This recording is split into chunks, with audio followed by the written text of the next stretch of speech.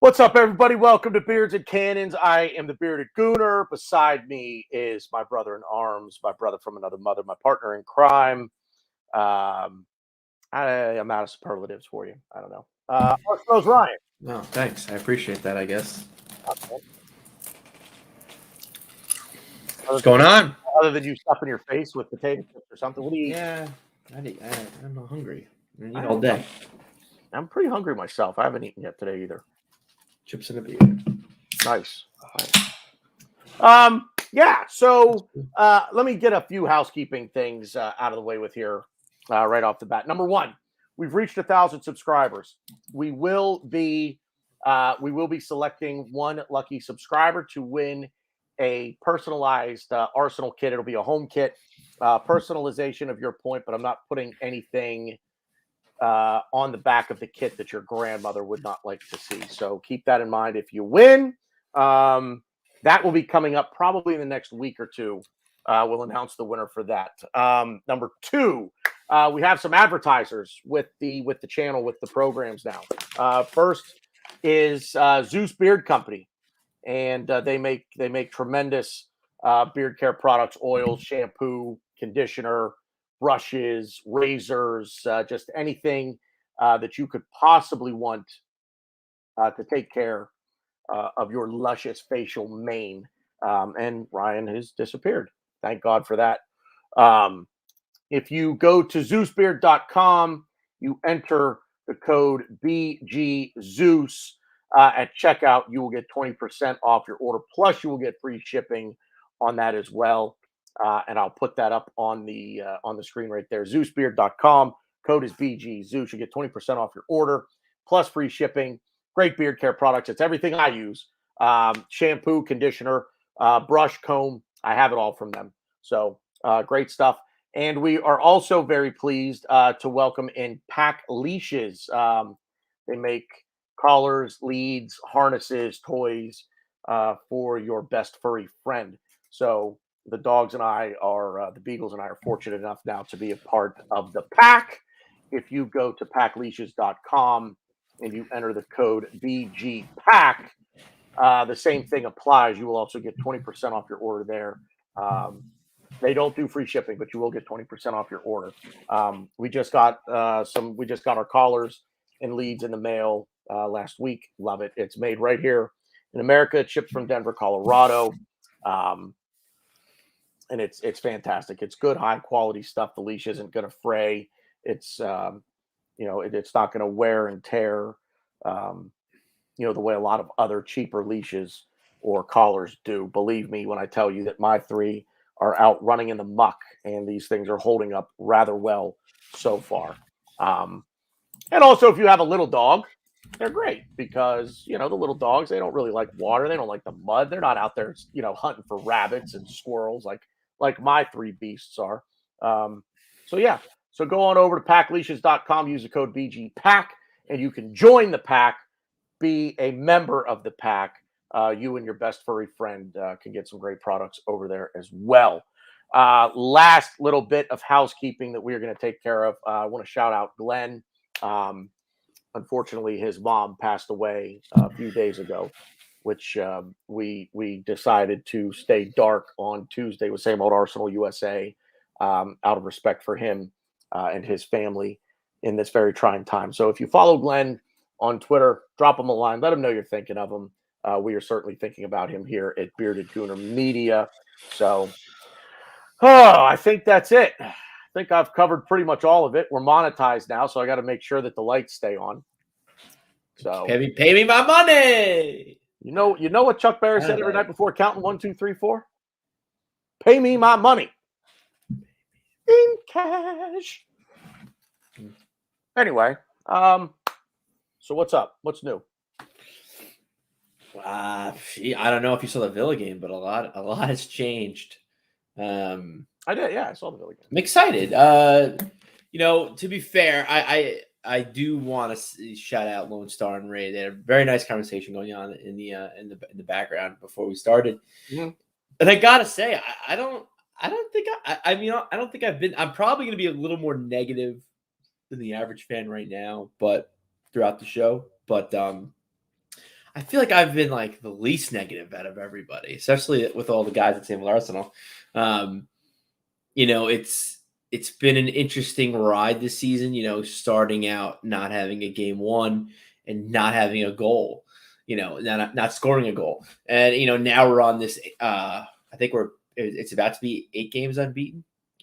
So it's interesting and it's exciting and pieces are starting to fit and you're kind of starting to see, what we need to do to really take it to teams and what we need to do to really, force our point across the match. And it's real interesting to see the changing of players and the types of players that we have.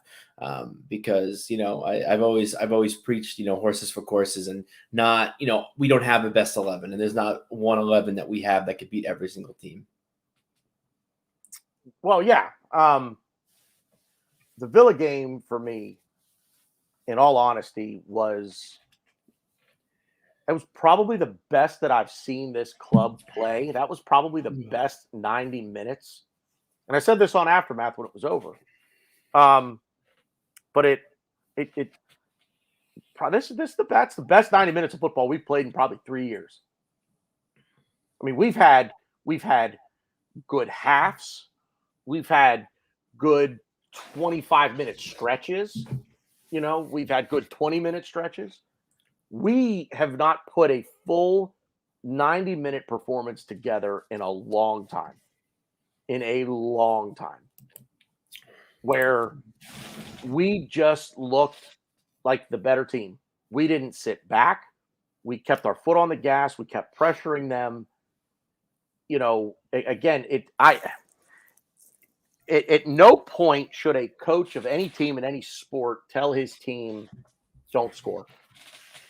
Don't score." That's we're done scoring for the day. Don't score anymore. No coach has ever said that. And I'm going to quote Bill Belichick because years ago he said, "I don't tell my team, my offense, to go out there and punt. Go out there and score. If you don't go out there and score, you're not doing your job." And that's where we are. That's where we seem to have been when we have those great halves, especially the first half, because then we come out in the second half, and a perfect example is in North London Derby, where you take your foot off the gas. Stop scoring. Why? Like, these are professional athletes. They're not 10-year-olds. If you get embarrassed, then go back to the training ground and get better. That's their job. So it was a great 90 minutes. Look, I'm not jumping off a bridge over it. I need to see it tomorrow morning. Right? Same 11. Go out the same 11. We rested guys. The only one, ESR played all 90, if I'm not mistaken, on Tuesday, didn't he? He play all 90? I mean, he played close. He played close to it. I was at work. I didn't really get to watch much of the game, but I can tell you I made some money off of it because a guy came into the bar. I had the game on, and I was like, "Yeah, I'm an Arsenal guy. That's why I got the game on." And he decided he was going to bet on Arsenal to win, and then he ended up tipping me like a champ because Arsenal won, and he won like $300 or something. So, but anyway, ESR came off in the 72nd minute. Okay, which I mean hopefully, he should start. He's got to start because I dare say that over the course of the last almost calendar year, since Boxing Day, since the Chelsea match on Boxing Day last season, he's our most important player. And he's been our best player. I can't think of anyone that's been better than ESR, right? I mean, so it's got to be the same starting 11 as it was last Friday for tomorrow, because at that point, now we get the consistency and now we see where we're at, right? Okay, so this 11 put in that performance a week ago. What can they do this week on the road against a decent, Struggling. struggling, but decent Leicester side, right? So we need to start seeing the consistency. And it starts with putting out the same starting 11, barring injury. Matthew D'Souza. Is Ben White fit? I didn't hear that he wasn't. He's sick. COVID or just sick? No. He's a doubt. That's why he came off in the Leeds game. He was feeling it. I think he has a bug. All right. Well, so then we'll see what happens there. So, but let's go back to something that Lone Star and Raid were talking about here. And I'm going to put this question out to the 15 of you that are currently watching. Are we too negative? And if so, how are we too negative? Because Raid thinks we're too negative. Raid thinks we're all doom and gloom. I think you and Rohan are too negative. I'll sprinkle a little Stan in there too. Maybe Glenn too. Yeah, all of you are negative. All the people that are normally on this channel, I think. What do I have? Tell me what I have to be positive about. Because to me, what I see is this. What I see is a massive step forward last week, right? Let me go back a little further. What I see is a massive step forward in the first half against Spurs, right? That might be the best 45 minutes of football we've seen us play in a while. See, I guess this is where I disagree with you. I think massive is being too. I don't think we took a massive step. That's okay. Not a massive step. We played well. We played very well. That was a very good first half of football that we played. You can put it down to Tottenham not having a good first half. So credit where it's due when another team plays well. Take the credit away when they shit the bed, which Tottenham pretty much did in that first half. But then look what we did in the second, and literally within one game, within two halves in the same game of football, we take one step forward and we take one step back, right? So if we took one step forward in the first half, even if we took two steps forward in the first half, let's say it was two steps forward, we still took a step back in the second half, okay? So all of this positivity around the club after the North London derby, right? Beat Tottenham 3-1. Looked like the better team, albeit in the first 45 minutes, because they looked like the better team in the second 45. But then we go to Brighton, and it's a draw. And it's a 0-0 draw in a game that we just simply weren't up for. Now, I said, if you recall, in the week leading up to, in between Spurs and Brighton, there's going to be a letdown because Brighton just don't bring the same animosity that Spurs are going to bring, right? So there's we're up here with the intensity level, the adrenaline. We're going to have a fall off, right? But we fell off so much that we got dominated in that game, and we were lucky to leave Brighton with a point, right? International break comes, we get 2 weeks off. We come back. Everything looks great in the first 15, 20 minutes against Crystal Palace, right? We get the opening goal, and then we just shit the bed. Again, there's a step forward, but in the Crystal Palace game, take the step forward, take 2 steps back, and then somehow recover one of those steps to basically get ourselves back to level footing with them at the very end. And then last week, we take 3 steps forward, and we didn't look back. There was no step. And so now the fear is that we're going to take a drastic step back. Look, I'm not expecting a 3-0 win at Leicester. If I have to give a prediction right now, gun to my head, I'm actually thinking of like a 2-2 draw. Is just like the first thing that pops into my head. But I look at this positivity versus negativity. There's more negative than there is positive. It's just that simple. The club brings you up to such a high after one game, only to knock you right back down in the next 2.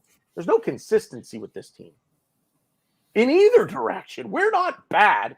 We are the worst thing that you can be in professional sports. We're mediocre. We are mediocre. And if I'm too negative, then somebody show me the positive. What do I have? I'm positive right now. Don't sound that positive. I'm looking at it like this. The negativity in me would come out if I said, "Nah, we're not beating Leicester. I mean, we're too inconsistent. We're not going to beat Leicester." But we have 2 games now in our pocket to build on over the last week to say, okay, we just beat Villa 3-1, and we just beat a albeit very weak, in my opinion, Leeds side. They didn't play their best 11 by any stretch on Tuesday. But we've got 2 games there we can build on. Okay, and it kind of sucks. Like, now we got to go to Leicester. Like I'd much rather be going to like Southampton or something. Really? But, see, I just. Well, I don't know. Like I pulled them. I pulled them. Norwich. I'd much rather be going to Norwich or whatever. It'd be nice to go to Norwich every week. Yeah. Well, yeah, but we're going to Leicester, and Leicester are a good side. Like, am I supposed to think? And everybody tell me in the comments. Am I supposed to think that we're the best football club in the world? Is that what I'm supposed? Like, despite what my eyes tell me, am I supposed to think that we're the best football club in the world? Am I really supposed to think that? I guess where I'm different, I wouldn't go that far, but I guess before every game, I think we're going to win. I mean, there's games against, the Liverpool. To me, you have Liverpool, Man City. They're in their own league. Chelsea's getting there. I don't think Chelsea's there yet. You have Man City, you have Liverpool. They're playing with each other up top. That's fine. But other than that, any game, I go into it, we can win. We can win. And you got to be. To me as a fan, you got to be. And if you're not like that, this is just how I deal with it in my experiences. Because to me, if you're not like that, then it takes more energy to be angry and to be negative than to just be like, we can do this. No, I'm and then it's a letdown, yeah, maybe, but it's not nothing I haven't seen before. No, I'm not saying angry. I'm just saying everyone thinks I'm negative. Everyone thinks I'm negative. The fact is, I'm realistic. I'm just kidding. I just wanted to do that. I mean, I know I'm realistic. Lone Star. No one thinks we're the best in the world. Really? Because we're a work in progress, Ray. And I get that. We are a work in progress. But we've been we've been a work in progress for a decade. Yeah, but now we actually have the pieces now. The recruitment actually makes sense now. But now what do we have? We have all the pieces. We got the recruitment. See, I didn't say that. I don't think we have all the pieces either. Okay, all right. So the progress is we're getting in the right pieces. We've done well in recruitment, and I agree with that. I like this team, but we had the wrong players for a long time with the right coach. Now we have the right players with, in my opinion, ultimately the wrong coach. Now I'm entitled to my opinion. I mean, again, until I see a stretch of 3 games where we look like we did against Aston Villa. Now, even if in those 3, even if one of those games is let's say it's Liverpool, right? And we go up against Liverpool and we lose 3-1, but we look like we did against Aston Villa, I'll be disappointed at the result. I can be pleased with the performance. We can lose, and I can still come away from a loss thinking that's a step forward. That's a legitimate step forward. When you go against a team like a Liverpool and you can play the way that we did against Aston Villa and just say, look, you chalk it up. Look, they're just more talented than we are right now, and that's fine. But to me, I need to see 3 matches in a row that we do. And we didn't even get it against Leeds. That's the thing. We struggled with Leeds in the first half. So it's not like we're putting in these performances left and right and just getting lousy results and it's bad luck. That's not the case. We are what we are. We're a mediocre team at best right now.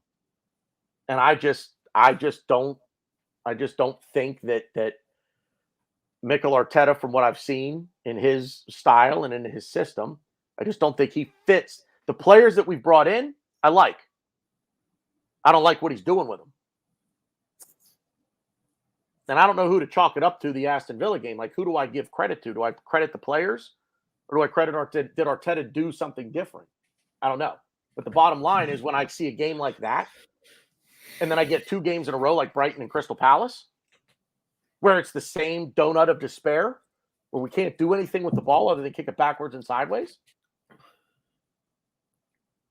I get positivity for 1 game, and then I get negativity for 2.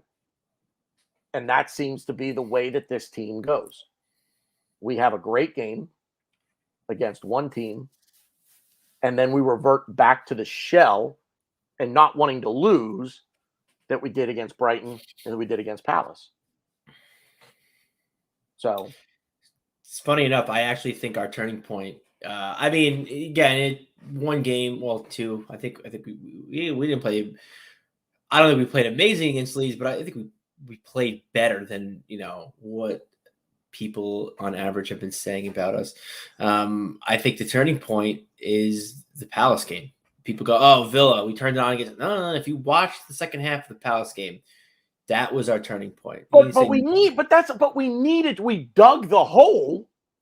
Now we need to climb out of it, and we did. We climbed, but why dig the thing with the Palace game? But yeah, but I mean, unless you could prove me wrong, unless you have things that I can't think of right now, we used to be the team that would dig ourselves in. We would be the team that would make dumb defensive mistakes, and the team would concede. Haven't really done that this season until Palace, and 2 laps of judgments, and I will contest still. Second goal, Gallagher fouled Lukonga. That goal should never happen. But I'll be honest. I don't think either goal should have happened because I think both were fouls. I think Partey losing the ball. I think that was a foul. Regardless, when Locke is, I don't want to. I'm going to try to not suck Lacazette's dick too hard today, but I do think Lacazette coming on was just the turning point. When he came on against Palace, he just was head and shoulders above everybody else on the pitch. He wanted to play, and this is a guy who you think, at the beginning of the season, probably told you're not in the plans, probably just let your contract run down. He's not playing for anything. What's he playing for? He's not playing for anything. We're just going to probably get rid of him for free, and to step up, to be the leader that he's been in the last game and a half, what more could you ask for? Now, do I want to give him a contract extension? That I don't know. I personally probably would give him maybe 1 year, because especially if we don't get Champions League, we do need that leader. We need that fighter for us, and I don't think we're going to be able to sign him next summer, because I personally don't think we're going to get in the Champions League this summer. I want to. I think it's attainable, but I don't see it happening. But yeah, I think it's so tough because I think Arteta completely changed up his tactics in 1 game. When he brought Lacazette on, I think he just told Lacazette, "Hey, get in there, put your foot in, fight for the ball, fight for this team, fight for do what you got to do." He did, and I got I had goosebumps. I got a semi when Lacazette comes on. I think the Palace concedes a corner, and Lacazette goes to the crowd, and he just tries to get him going, tries to pump him up. He's screaming, "Let's go!" I just think that we needed that. And then now with the whole changing of tactics against Villa, how people say 4-4-2, I didn't see that. I saw Lacazette playing at 10. I think it's 4-2-3-1.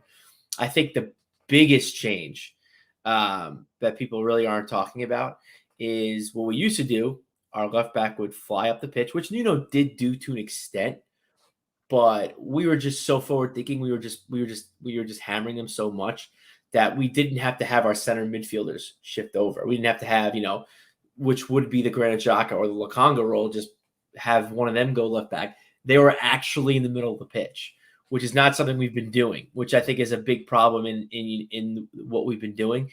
Not having, any center midfield presence in the middle of the field, I think has hurt us immensely.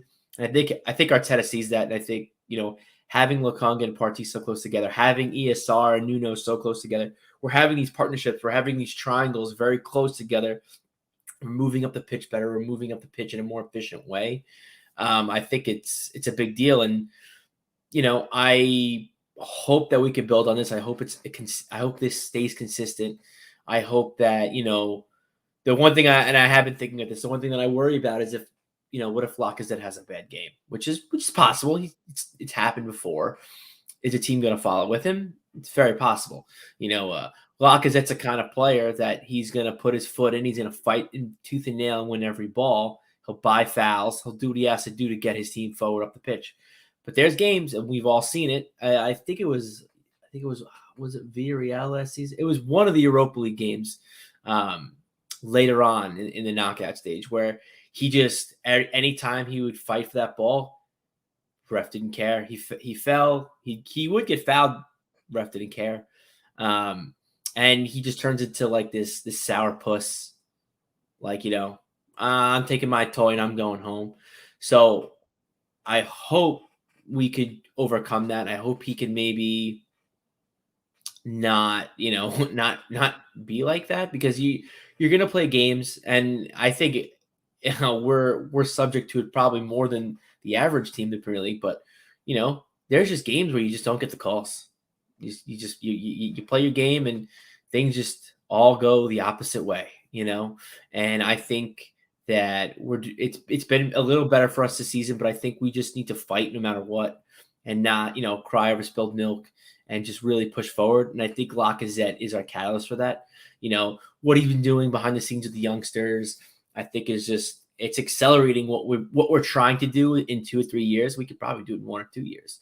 I just hope we could maybe make enough of a presence to where, we could maybe make Champions League or even Europa League, and maybe an Isaac will see it and be like, all right, they're ready to compete. I want to join Arsenal. Maybe we could get someone of his caliber as a striker, and maybe we could get a center midfielder that could maybe put a definite role on Partey, because I think people, and that's kind of jumping a little over to the Leeds game. I think a lot of people were saying like, hey, man, he's playing so well. What's going on? And he can't play well with Partey, but he plays well with Elneny. Like what's the deal? I think what Elneny is. You know what he's going to do. He's not going to surprise you. And for us, for our structure, I think that's fine. But I just think that we need to, find that structure in the midfield, because we're doing a really good job with it. And it's just a matter of time. And I think with these results and what we're doing, it's going to happen sooner rather than later.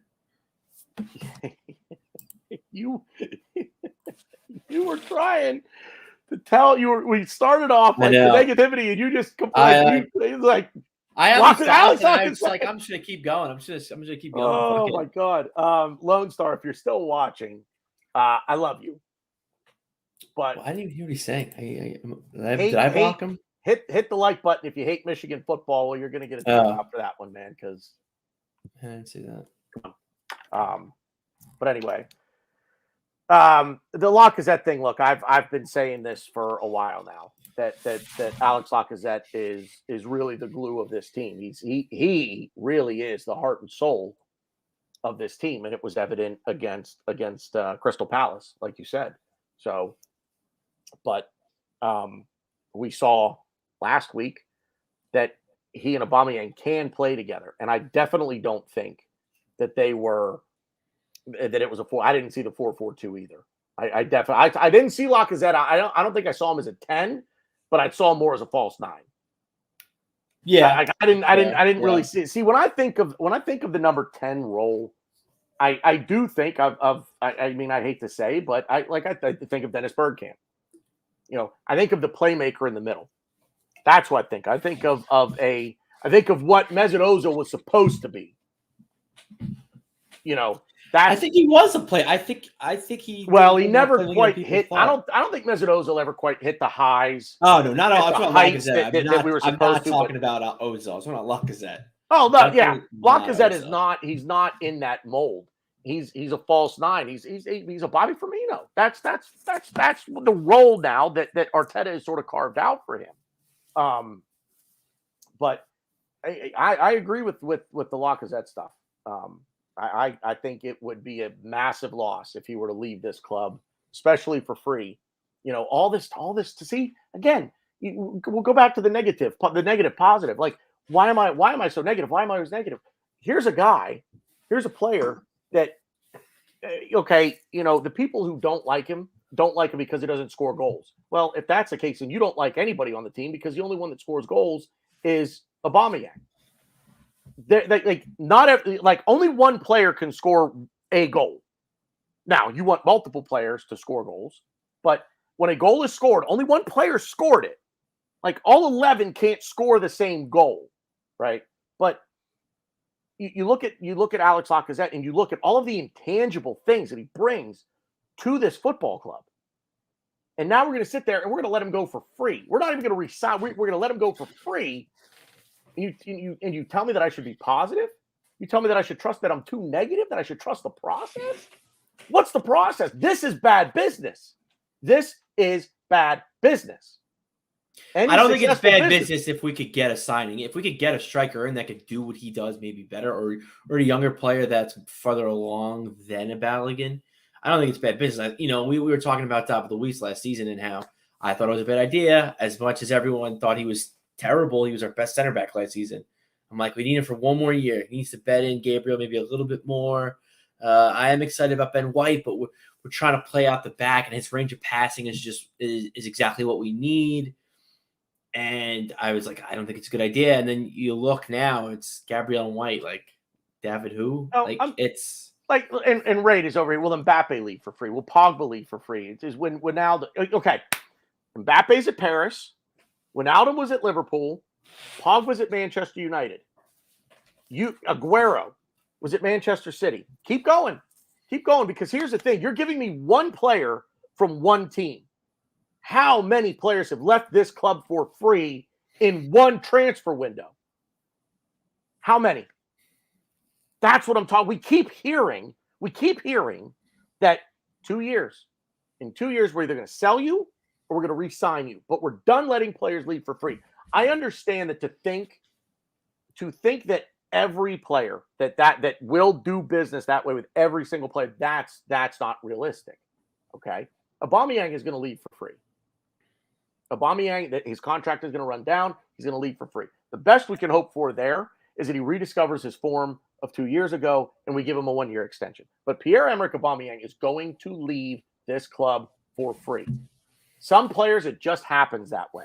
Sergio Aguero is a player and that falls into that category of the contract ran down. He's got an injury history. Nobody's really going to pony up for him. He off for free. Off you go, right? You just let it go. Sometimes that's the better business. But should Aaron Ramsey have been allowed to leave for free, for crying out loud? No. And again, like I said, we talk about these we heard from upper management that, well, we're not doing that anymore. We're not going to let players that are important to us and important to our on the pitch success. We're not going to let them leave for free. Okay. So where are we at here with Alex Lacazette? Because he's an integral part of whatever success we could potentially have this season. And as of right now, come January, he will be free to negotiate a pre-contract with any club in the world, and we're going to get diddly poo for him. And it's not even necessarily about the talent of the player and how much money we can get from him. It's how important is he to us? He's exactly everything that we've been crying out for. We wanted to show fight. We wanted to show passion. We want guys to get stuck in. We need leaders. He's everything and more. It's sell him the winter transfer. Yeah. But that's no, like that. But that's the thing that you don't understand. Not you. Renat doesn't understand the winter transfer window. There will be no sale. Why would he agree to that when he could go anywhere for free. Come January, he can negotiate the contract with any club he wants. There's no sale. Alex Lacazette is either leaving for free or he's signing an extension here. There's no in between.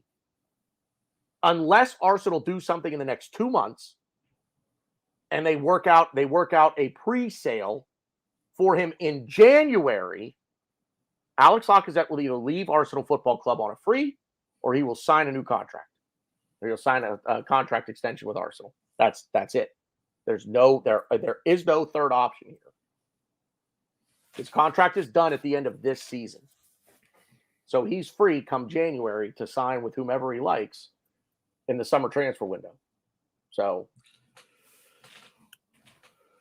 and yeah, why would you say I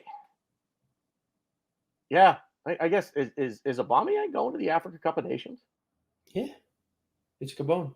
Yeah. So there we go. So why would we even sell him then?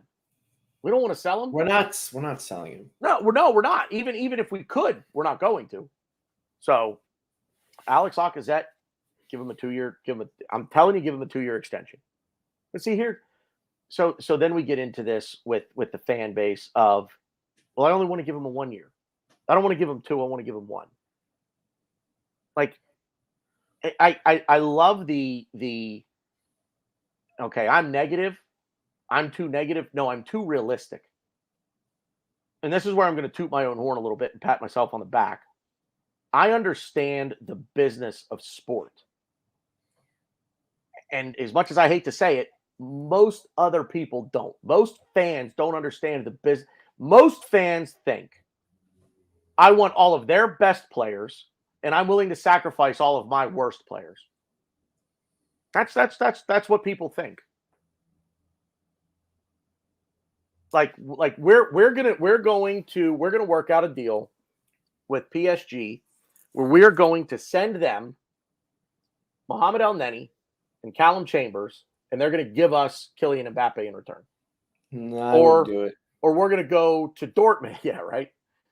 Or we're going to Kolasinac. I'll do that. Or we're going to go to Dortmund, and we're going to say, hey, I'll tell you what, I'll give you Sead Kolasinac and a bag of balls for Erling Haaland. And not only are they going to accept that deal, but they're actually going to throw in a little bit of cash for the trouble. Like that's not the way this works. Like that's not the way the business of sport works. These players, okay, you give Lacazette the second year on the contract extension for his sense of stability. A 1-year contract doesn't really, it just guarantees he gets paid for another year, but there's no assurance. There's no comfort level with the term of the contract. And what you do with the second year, by the way, is that also drives down the price that you're going to pay him, what he's going to get paid, because you offer two things. I'll give you a 1-year contract at this price, or I'll give you a 2-year contract at this price. And the 2-year contract, his annual salary, whatever it might be, let's just say it's $10 million for argument's sake. I'll give you a 1-year contract and I give you 12 million pounds. I give you a 2-year contract and I give you 20 million pounds. So the average annual value of the contract is lower, but I'm offering you security in terms of in the term of the contract. So you get 1 year at 12 or you get 2 at 10. Most players are going to take the security in the length of the contract. So this is a long conversation on Alex Lacazette. Dude, I fell asleep. I don't even know what you were saying. I lost the thing. They will leave Arsenal for free. I want to bet. I mean, it wouldn't surprise me. It wouldn't surprise me. And here's why it wouldn't surprise me, Ray, if Pepe left Arsenal for free, because somehow, for some reason, this club think he's worth the 72 million that we paid for him. And so if they're going to sell him, they're not going to sell him for less than probably 60. He's not worth 60. At best, Pepe, you could probably get 40 from someone who really wanted him. That's probably a French club. And they don't have 40 million pounds to spend on one player. Is he going to leave for free? Probably. Is that smart business? No. Would I take 25 to 30 million for Pepe if somebody came in and offered it? Yep. Absolutely. Am I holding out to try to get as much value for him as I possibly can to recoup what I spent on him? No. I have to look at his value realistically and say, what can I realistically get for him? I paid way over market value for him, and that was a bad business decision. Bad business decision. So, I don't know. Let's talk about Leicester. This stuff drives me nuts. I just wanted to quickly touch about what Renee was saying. I think Raid might have said this. I don't want to throw you in the bus, Raid. I don't know if it was you, someone else said it, but talking how Lacazette's not the answer. We're wasting time and money on him. Tell me who's going to play instead of Lacazette. You want Eddie to start for us week in, week out? You want Balogun? Balogun's nowhere near ready. Balogun needs to go out on loan in January. Like 100. Like I think to me that's the most important business that we do is find the perfect club for Balogun in January. Mm-hmm. We're going to need Lacazette this season for sure. Like 100% we need him. I'm not saying, give him an extension, give him 2 years. I'm not even in that camp. I don't even know if I really want to give him 1 year, but we need him for this season. That's 100%. And you can't say we're wasting time and money. Wasting time would be if Balogun and Eddie were ready and could play for us right now. It's our first. They can't. So what are we going to do? And Aubameyang's very consistent. Aubameyang doesn't fit this system that we're trying to do. Lacazette is the most important jewel in our crown right now. Is he our best player? No. But just what he brings to the table is very important, and we can't. It's not wasting time. We're not wasting money.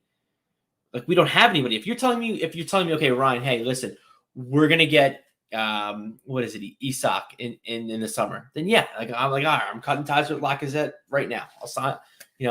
I'll sign his transfer slip.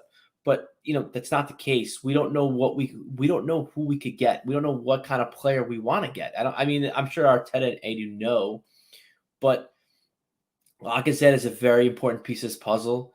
And I think, we're trying to build here. And I think there's fans and sorry if I'm calling people out. I'm not going to say names here, but just because Lacazette isn't a top 4 Premier League player, which I'm not saying he is or he isn't, but we don't want him. Wasting time. We need to put Balogun in here. Balogun's our future. Let's go. People need to realize he's not ready. Eddie, I think, is having actually a pretty good year for us. He's not playing much, but the times we've seen him, he's been pretty good. Well, he's played a lot in the League Cup. So. But he had a really good preseason. But like that was the same as half the other guys. But right. He's not a guy that I want to persist with. He doesn't really have that Lacazette quality that we need, and he's not really an Aubameyang type player. He's a poacher, and simple as that. And if we got the ball in very interesting areas, I would say, yeah, let's do Eddie. But we're not. I don't think we're there yet. And I don't know. I feel like a lot of fans think like, oh, it's fine. We're going to sign Mbappe in the January transfer window, so we can get rid of Lacazette. Let's not worry about this. Yeah, I agree, Gary. Gary, that's Gary. That's actually a great point. Yeah, and that's part of me. That's kind of why I want to extend Lacazette. This is another good point from Raid right here too. We did get our wage bill under control, so it does give us a little bit more money to spend. But I wouldn't hype that too much because the club look at here's wage bill and here's transfer budget, and they're two different things. You can't say, well, we're saving money here to put money here or vice versa, because then it's all just one big pot. It's not one big pot. Remember that. So, but yes, you can take money from the wages that you can do it to a degree, but it's not just all one big pot is my point. So, and that's my point, Ian. We don't have a Gabriel. And I think I want to say it's Gary's point too. We don't have a Gabriel forward. We don't have that player that is like ready but needs the tutelage of Lacazette. We don't have that, and that's why I kind of want to keep Lacazette around for at least another year because I want to sign that player in the summer. Like ideally, I think we can get Champions League, whether we get top 4 or even if we get Europa League. I think maybe we could sign a striker that could be a guy that could really be the future of this club. That could be the Gabriel type forward. But I don't know. And I think you hear so much about Lacazette off the pitch and the things he does for the younger players. I mean, that's something that we need, especially with what we're doing with this team, with our profile, with our younger feel, with the youngest team in the Premier League. Who's going to guide them? And I think that comes back to my insecurities with Arteta. I still don't think Arteta's the guy. I think he's doing a good job, and I know, and I don't know if you've seen this, Tanner, but there are people on Twitter that have outright, like literally, like word for word, have said, "I want Arsenal to lose every game, so Arteta leaves, till he gets sacked. I want to lose. I will be happy with every loss we get." I've addressed this, and I think that's crazy. Well, okay. I've said this before. You have a friend, okay? Good. You have a good friend, all right? And this good friend of yours, and you may laugh at this, but I've said this to you before. I've given you this exact comparison. That good friend of yours is in a relationship, okay? And you know that it just doesn't work. It just doesn't work. And it's probably never gonna work. There's always going to be a fair amount of misery within that relationship, right? And so you find yourself secretly rooting for something that is pretty awful. Basically, what happens is you start thinking to yourself, man, if one of you two would just cheat on the other, this would be a lot easier.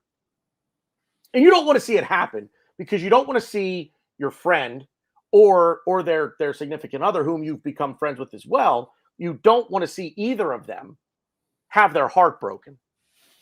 You don't want to see them in that state because it's going to suck. No matter how much you look at it on the surface right now, you say there are a lot of problems here. You don't want to root for that, but back here in the place where you don't want to talk about, you do. You root for the catastrophe. You root for the worst possible outcome. Some people will see that he is not. I am not at that point where I want us to lose because he's got to go. Because there are glimmers of hope. Last Friday was a glimmer of hope.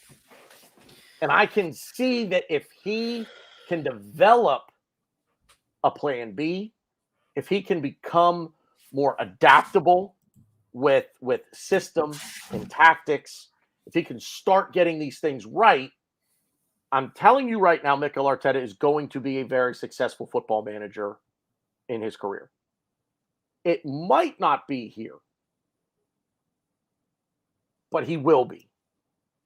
The fact is, if he can be here, then let's go, because this is what ownership wanted when they hired him, is a little bit of a project. What did you say most of the season last year?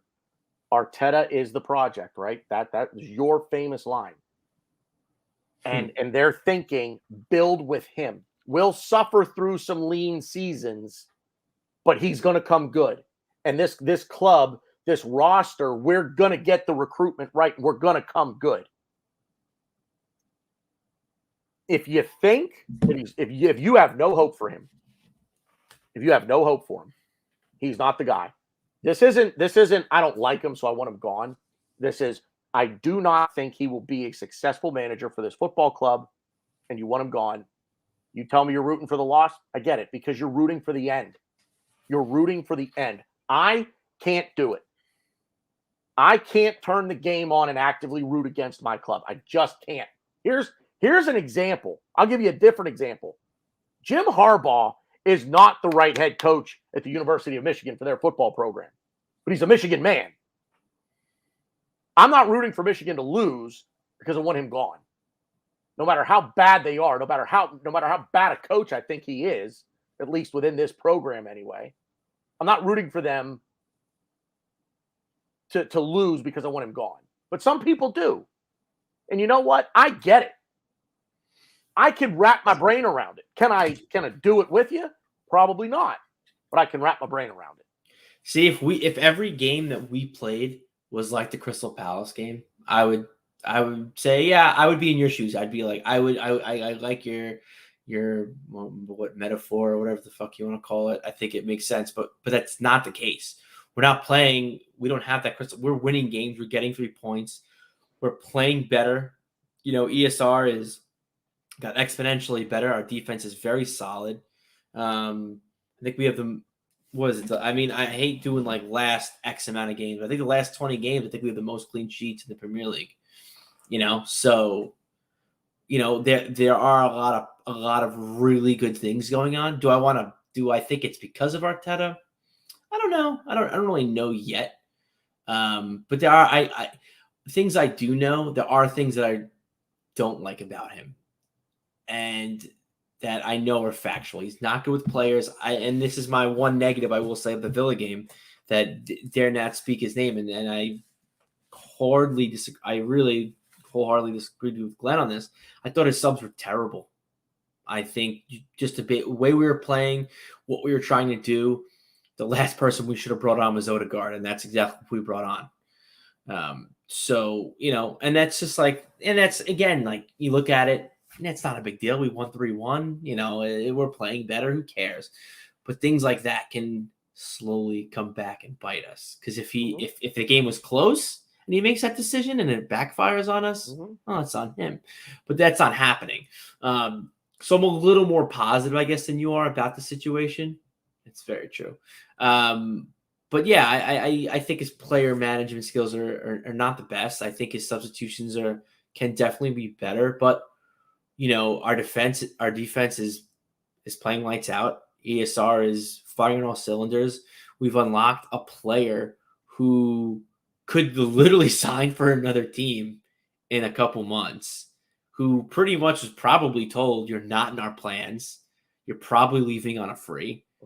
And he unlocked a line out of him. So, there are things to get on board with him about, and well, but what you just said there, you get on board, but at the same time, it's like, yeah, but he told him he's not a part of the plan. And then he comes in and says, well, I could have motivated him. Maybe I wasn't part of your plan, but I'm going to be now. Yeah. And I think you got to look at things too. And like someone said earlier, the Aubameyang going to AFCON he has to have some kind of involvement.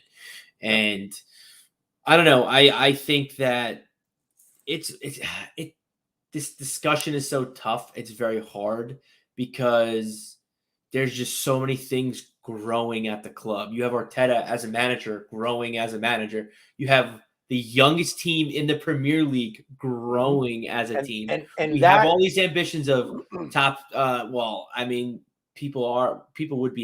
fans would be happy with top 6, but top 4, getting trophies, being in the Champions League, getting even better players. That's I think entirely possible in the summer. So there's so much growing on, and there's so many.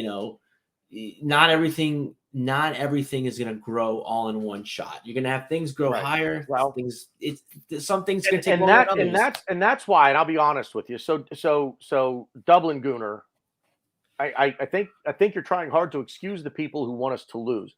The sad reality is they only want it because being right on Twitter is the most important thing to them. There's an element of truth to that.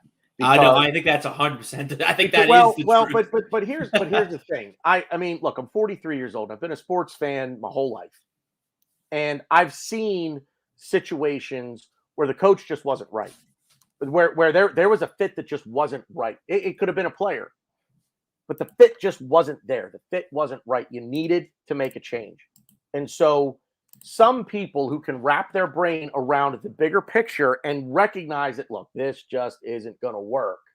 No matter how hard we try cramming this square peg in this round hole, we're just doing more damage. We're damaging the peg. We're damaging the hole. It's just not working. So I can see it. But to Dublin's point, the Twitter crowd are a younger crowd. They're whatever they are now. Yeah, I don't even know if they're millennials anymore. I don't know what the next generation is. I'm Generation X. That's what I am. But I see. Look, there was a coach with the Penguins back here some years ago. Mike Johnson was his name. and he was a junior hockey coach that they hired. You're talking about hiring a guy that deals with 15, 16, 17-year-old kids, and now you want him to try to coach Sidney Crosby, best player in the world? What? Easy best player. I mean, at that time there was no argument. Now there's an argument. And this was 2016. This was 2016. It was the first of Mike Sullivan's back-to-back Stanley Cup runs. And they fired him they fired Mike Johnson in December. Mike Johnson. They fired him in December. And it was bad. Like, it was bad. You could just see that it wasn't working. And I'll be honest with you. At that point, I'm like, they got to lose. I watch a game and they score a goal and let's go. But at the end of the game, I'm like, that's just delaying the inevitable. I don't see that with Mikel Arteta. He's young enough that hopefully he can turn this around. Yeah, exactly. I think that was kind of the point I was trying to make. You're seeing the glimmers of hope in the comparison that I made to Mike Johnson with the Penguins. There was no glimmer of hope. There was nothing. They were a bad hockey team with him as the coach. He needed to go. With Arteta, we have seen there are glimmers of hope, and he has to. Where's Gary's comment? Because Gary put up a comment, and I've been saying this. I've been saying it at least for a year. At least for a year. Arteta has trust issues. Who does he trust? I don't think he trusts most of his players. I'm not sure what his assistants do, but I don't think he trusts them. Yeah. Gary, I'm going to give you one more. I'm going to take it a step further if you're still with me. And you've heard me say this before, Gary. Mm-hmm. The worst part of all of it is he doesn't trust himself. He doesn't trust himself. And to be fair, I'm not totally upset about that because he's a very new manager. And, everyone talks about how, they use, I think Rohan used Frank Lampard as how, at least he cut his teeth at Derby. And then he came to Chelsea. It didn't work out. They knew what they were doing. Okay, cool. They got rid of him. But he's cutting his teeth here. And I'm sure none of us want to see that. But it's happening. And you just got to hope he could grow with this team because this team is growing at an accelerating rate. We're getting a lot better. I think it's starting to click. I think what it is with Arteta is, and we got to wrap this up. We got to get into a bit of a Leicester preview here real quick. But the thing with Arteta for me and the club just overall is we hired him. I mean, this is his second full season in charge. So we hired him. It's been 3 years? 3 years? 2 years. This is his second. Yeah, we hired him December of 2019. That's when we hired him. And so this is his second full season in charge. I think I wanted to see this. What I'm seeing now, I wanted to see this when he was first hired. Because when he was first hired, he came in and just kind of took that team with those players and made the most of it to the tune of an FA Cup. Last year was that was the downside. If I could get last year what I'm getting right now, I'd be a much happier guy because we'd be ahead of where we are now. I think the problem for me is the progression hasn't happened fast enough. If I'm being honest, and maybe that's me being entitled. Maybe that's me having unrealistic expectations. Sure, I'll admit that. Where we are right now and what I've seen, it does give me hope. I'm a little upset that it took this long to get there because I see it. And I think the problem for a lot of fans is we're out of Europe now, number one, and we kind of don't look like we're going to get back there. Plus, you see what Chelsea and City and now Newcastle will do ownership, and who knows what's going to happen there. But, United, despite their floundering here in the past few weeks, I mean that's a damn talented side that they have. If they figure it out, they might be on paper. United might be the best team in the league on paper. Obviously, the games are not played on paper, but I digress. we see the bigger teams moving away from us in terms of the talent that they're bringing in and everything like that. So that's what worries me. But I like what I'm seeing now. I like the recruitment that we had over the summer. I'm interested to see what we do in January because we have to do something in January. So what I was hopeful for of a 3-year project has now turned into what I think is a 5-year project. And I think ownership in their mind said, we'll live with 3 years of mediocre football, but as long as he progresses and we see that progression, we qualify for Champions League within a year or two, we're competing for the Premier League title, it'll all be worth it at that point. And I think if you ask anyone, would you take the 2 years that you're getting right now, no European football, but Mikel Arteta will get us back into Champions League football. Mikel Arteta will have this team competing for the Premier League title in 5 years, but you're going to have to suffer through some lean years. I'm an American, and that's the difference. I'm an American. Well, I mean, I'm an American sports fan. Just sounded funny the way you said it. And what's that dude's name out at Oklahoma State? Mike Gunn? No, not Mike. Fuck, what's his name? The head coach of Oklahoma State. I'm a man. I'm 40. I think you're about to say it. Mike Gundy. No, is it Mike Gundy? Is that it? Oh, that's what it was. I'm thinking of Stan Gundy, the NBA guy. That's who I'm thinking of. Stan Van Gundy. That's what. Whatever. Anyway, my point is, in American sports, you can see, and we have a draft. It's vastly different, but over there, it's the haves and the have-nots, right? It's in France, it's Paris. In Germany, it's Bayern and Dortmund. In England, it's Chelsea, it's Liverpool, it's United, it's City. I really don't think Chelsea are there yet. And I don't think they are either, but I think they're gonna be. I think they're gonna be. But my point is that here you build a team through the draft, so if you're like, look, Cleveland Browns, but there's your example. Now that took a long time. Like I'm not waiting that long. But the Cleveland Browns just couldn't get it right. If that team is healthy come the playoffs, that's a good football team. They're going to make some noise in the NFL playoffs. And I know I'm way off the reservation here.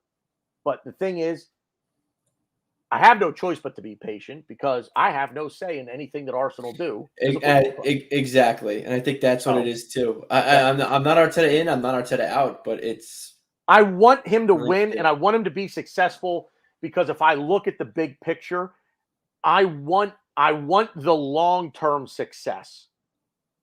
I don't want to be the team that wins the championship or that wins the Premier League this year. Then I don't want to be Chelsea 2015, 2016.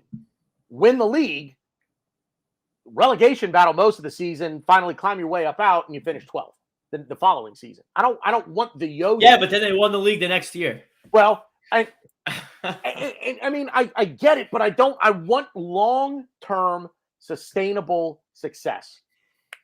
That's what I want, long-term sustainable success. So I want what we were for 25 years. Top 4. That's what I want. Top 4 qualification for Champions League, competing in the conversation for the Premier League title.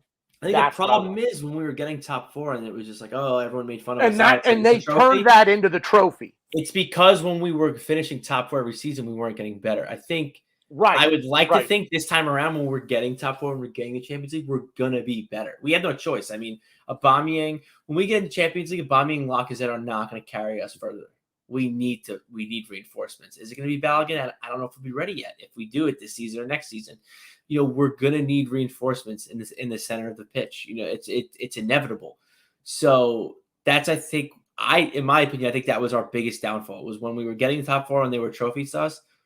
All right, yeah, we'll get better so we could win the thing. It's great that we're that we're invited to the party. Let's make an impact. Yeah, and we never did. I didn't come to this party just for the dance.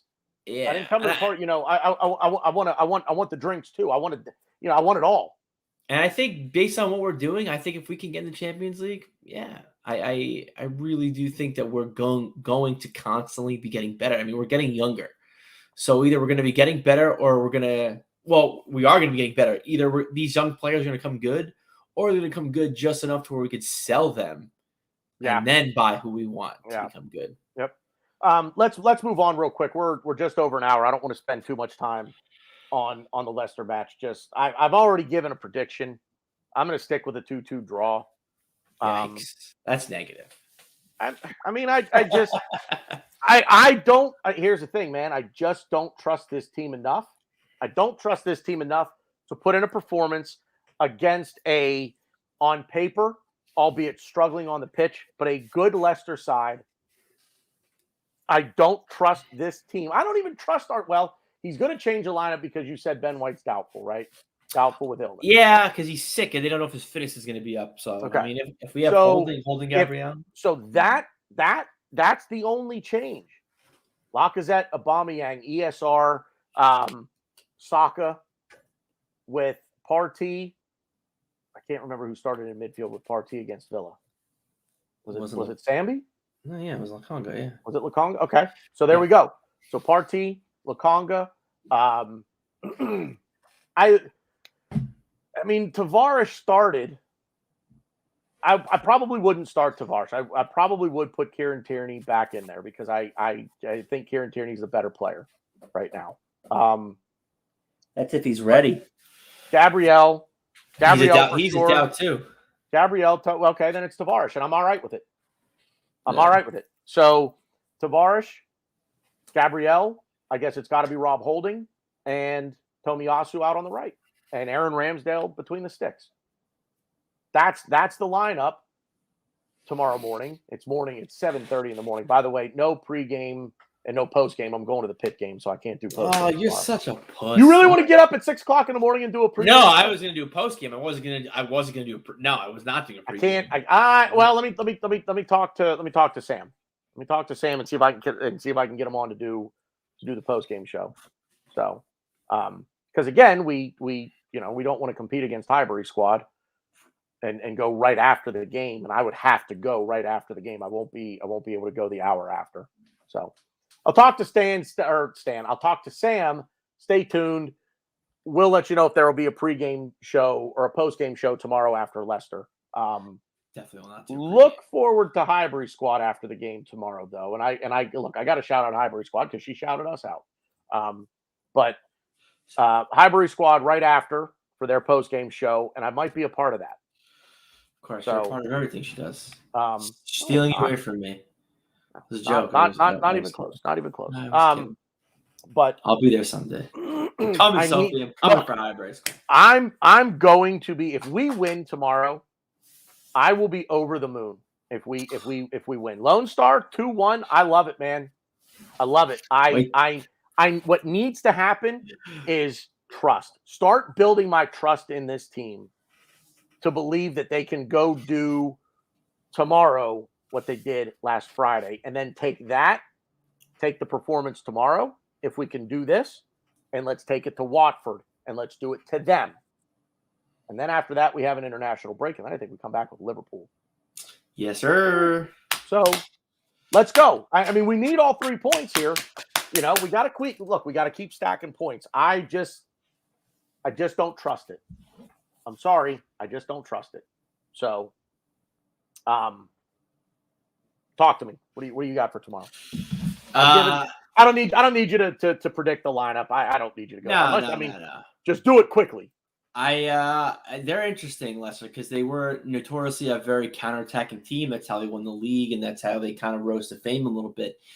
I don't think they really know their play. I think they're kind of in our shoes a little bit. I don't think they really know their play style, and I don't think they really know how they really want to play. And, they have players that, a player who I want at Arsenal on Soyuncu. And I think he's a great player, but he's got a knack for making a lot of mistakes.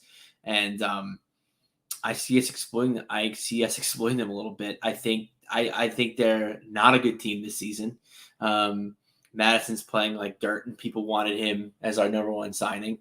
I wonder who that could be. And I don't really see them as a threat.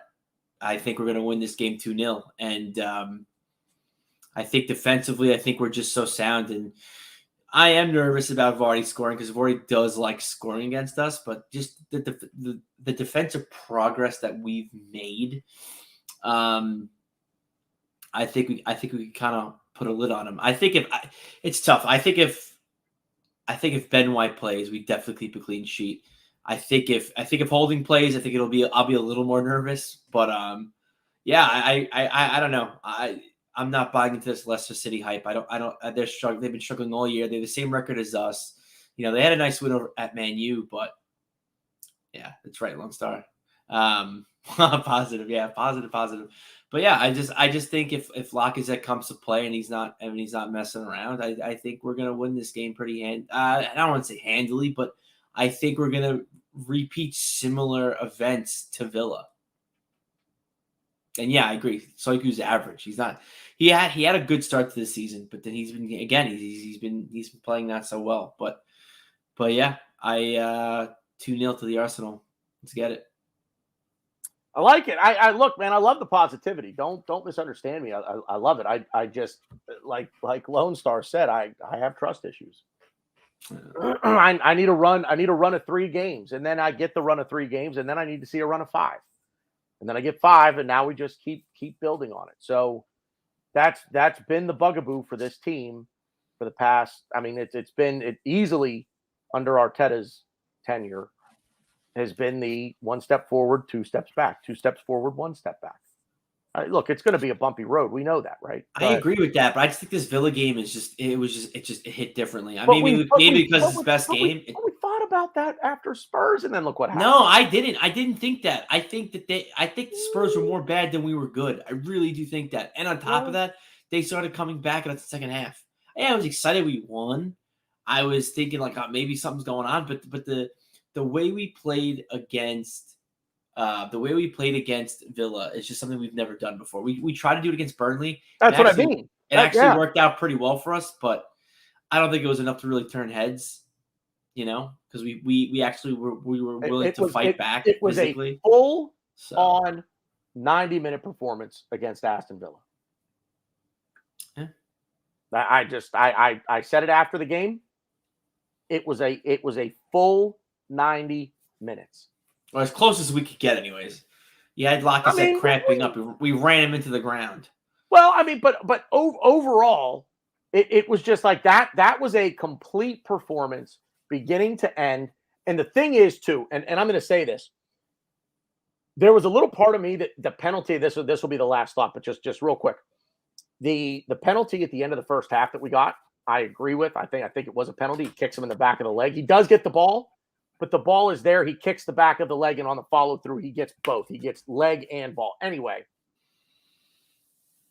before Aubameyang took the penalty, number one, I was thinking, give it to Lacazette. That place would have exploded if Lacazette scored. Yeah, I mean, yeah. He took the shot, and of course, it was saved. I always want to say he missed it. He didn't miss. It was saved. And then, of course, he bangs it in on the rebound. But I almost didn't want the penalty. There's a little part of me that was rooting against the penalty because I was afraid that if we get the penalty and we go up 2-0 at halftime, that we just go into the shell. We come out in the second half, we go into the shell, and it's just, okay, boys, you've got 2, play not to lose now. We didn't do that. I keep the foot on the gas. You get to 70 minutes and you've got a 3-0 lead. Back off a little bit. Sure, I get that. But don't come out to start the second half with a 2 or 3 goal lead and take your foot off the gas for 45 minutes. I mean, look at what Wolves did to Villa the week before. Right? Look at what we did to West Ham last year. Down 3-0 by halftime, come back in the second half and tie it. And if that game would have gone another 10 minutes, we'd have won. But good stuff. Good to see you. Yeah. Fuck you. Yeah. So big weekend. Big weekend. We go tomorrow. It's a 7:30 kickoff here on the East Coast. Jesus, and I got to work tomorrow night, man. This is going to be Me too. Me too. long. This is It's going to be a long day. It's gonna be a long Well, day tomorrow. I'm going to the Pitt game at noon, and then I got to go to work at 7 and deal with all the dressed up idiots for Halloween. So That sounds like fun. it's fun when when the girls come in, it's fun. So, but anyway, Lone Star, Arsenal win, Michigan win. We'll agree to disagree on the Astros. I'm not rooting for. I don't really care with the World Series, to be honest. And I don't even know who's in the World Series. the Braves and the Astros. Texas beats Baylor. Hey, if that's your cup of tea, then sure. For your sake, I'll root for Texas. So, Come Horns. Thank you everybody for tuning in to Beards and Cannons. I am going to make a very concerted effort to be much more consistent with this stuff. Go ahead. No, I said you do. I was saying you do. Oh yeah, we need to get more consistent with this. So hey, for those of you that are on Twitter, hound us on Twitter to do a show. Maybe that'll light the fire under my ass that I need. I'm sorry I get busy with life. I work. I've got the dogs, and I get busy with life. So, and to try to do it at this time of day is a bit rough as well, because it's like the middle of the day here. I'm trying to get things done. So, but appreciate everybody out there. Lone Star, just because I muted you does not mean that I don't love you. I do. Thank you for being there. Riddy Sarkar, it's the usual cast of characters here. Why not Sentiment FC? Jumped in late. Raid was here. Gary was here. Thank you guys. Dublin Gooner, of course, thank you very much for checking in. Ian Mady was here. Thank you very much for being here as well. Did see BX Gunner jump in there at one point. Said he was a little late to the party, but better late than never. So, yeah, thanks everybody for being here. We really appreciate it. I don't know what Ryan is doing. Tying my shoe. Maybe he's trying to kiss his own ass. I have no idea. But that's it for us. It's been good footy talk as always. We'll see you out there.